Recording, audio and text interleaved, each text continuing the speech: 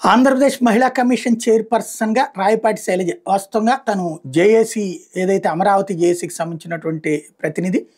చాలా స్ట్రాటజిక్‌గా, అద్భుతంగా leadership maintain చేసి అప్పుడు యంగ్‌స్టర్స్, ఎడ్యుకేటెడ్ యంగ్‌స్టర్స్‌ని, ఆడపిల్లల్ని ఉద్యమంలోకి తీసుకురావడంలో కీలక పాత్ర పోషించింది.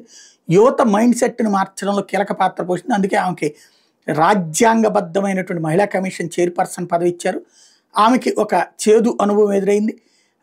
ఏదైతే అనంతపురం జిల్లాలో అత్యాచారం జరిగినటువంటి ఆడపిల్లకి సంబంధించినటువంటి ఉదంతం ఉందో, 14 సంవత్సరాల అమ్మాయిని, ఇది ఒక అమ్మాయిని స్టూడెంట్ని తీసుకొచ్చి 9వ తరగతి చదువుతున్న అమ్మాయిని 14 మంది అత్యాచారం చేసినటువంటి సంఘటన నేపథ్యంలో బాధితురాల్ని పరామర్శించడానికి వెళ్ళడం, ఆ సందర్భంగా ఇంకోటి అక్కడే ఇంకొక సంఘటన కూడా చోటు చేసుకుంది కదా, ఒక అమ్మాయిని చంపేసినటువంటి సంఘటన.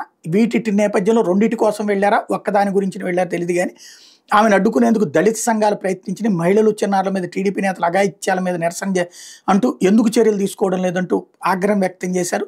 దళిత సంఘాల నేతల్ని పోలీసులు అడ్డుకున్నటువంటి దృశ్యాలు అక్కడ కనబడ్డాయి. అయితే బేసిక్గా ఆమె వచ్చిందే చర్య తీసుకోవడానికి కదా. ఇంకోటి పోలీసులు అరెస్ట్ కూడా చేశారు కదా. ఆమె ఫస్ట్ టూర్ వాస్తవంగా చెప్పాలంటే. ఇంకోటి మహిళా కమిషన్ చైర్పర్సన్గా తను ఇప్పుడు తన పాత్ర నిర్వర్తించడానికి వెళ్ళినప్పుడు అట్లా అడ్డుపడకుండా ఉండాల్సింది. వినతిపత్రం ఇవ్వచ్చు, తప్పేం లేదు. అక్కడ అన్యాయం జరిగితే కనుక యాక్షన్ తీసుకోకపోతే కనుక తర్వాత కూడా, ఇప్పటికే ఆల్రెడీ కేసులు పెట్టారు, అరెస్టులు చేశారు.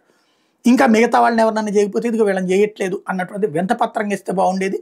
ఆందోళన అవసరమా అన్నది ఆలోచించుకోవాల్సింది.